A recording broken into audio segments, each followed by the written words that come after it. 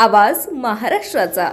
पुण्यातील जुन्या मुंबई पुणे महामार्गावर बोपोडी येथे एसटी बस आणि चारचाकी वाहनाचा समोरासमोर धडक देऊन अपघात झालाय। या अपघातात एसटी बसचे मोठं नुकसान झालेलं आहे। या एसटी बसचा पुढचा भाग चक्काचूर झाला असून या अपघातात 12 व्यक्ती जखमी झाल्या असून एक महिला गंभीर जखमी आहे आणि जखमींना ससून रुग्णालय आणि जवळच्या रुग्णालयात नेण्यात आलेलं आहे। घटनास्थळी पोलीस दाखल झाले असून अपघातग्रस्त दोन्ही वाहने बाजूला काढण्यात आलेली आहेत आणि याबाबतीत खडकी पोलीस स्टेशन तपास करत आहे।